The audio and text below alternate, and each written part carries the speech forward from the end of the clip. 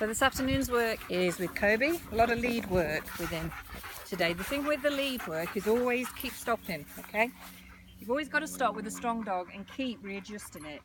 It's got to be right up under that jawbone. As soon as it starts to fit down that neck, that's when it's going to be uncomfortable to the dog and he's going to pull more. It's right up under that jawbone there, and it comes up behind the head, and what you're looking at is a vertical line down your arm. And I always say thumb to thigh.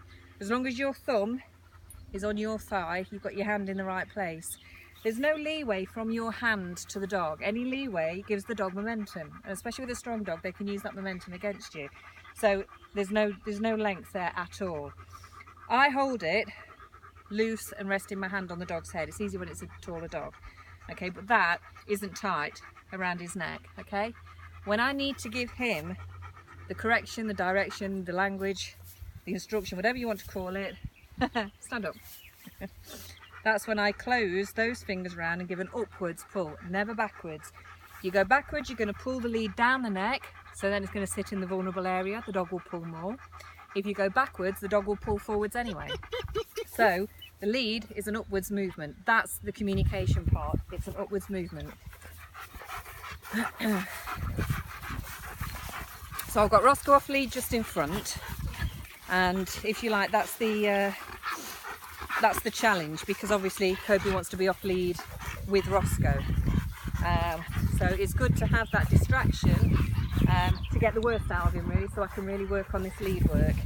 At no point can you let that lead go like that. You never solidly hold and just hang on to the dog, all right? We are looking always for a loose hold, and only when you need to, you give it that upwards movement, and then it's loose, up and down. That's the communication. Yes, you're going to get an achy arm, an achy hand. If you don't put the work in, nothing's going to happen, okay? You've got to do that loose bit. I always say give and take, give and take. You've got to have the loose bit, because that's the bit when the dog can actually figure it all out himself. If he has a constant restraint with that lead, he's never actually going to figure it out himself, because he's constantly fighting against you. He's constantly being restrained. But let him figure it out. It's about working with the mind a little bit. So that's why I always say give and take. I even dropped it there. This is what I'm looking for. A more relaxed walk. I've probably been walking for about, I don't know, maybe 10 minutes now. And he's been really, really strong, because he's just wanted to get off and run about and investigate with Roscoe. The problem is he's a little bit too full on with Roscoe still. And just because I love my Roscoe, I'm not going to have him put in that position where he's just saying, you know, get him off me, mum. So I'm making sure that Kobe's listening to me before I let him off with Roscoe. He needs to be taking the direction from me. So that's what this lead work's all about. But only just now, after 10 minutes, is he just starting to settle down a little bit. But I'm still pretty constant with those checks. So I'm going to carry on with this. He will get the off-lead part, the free walk.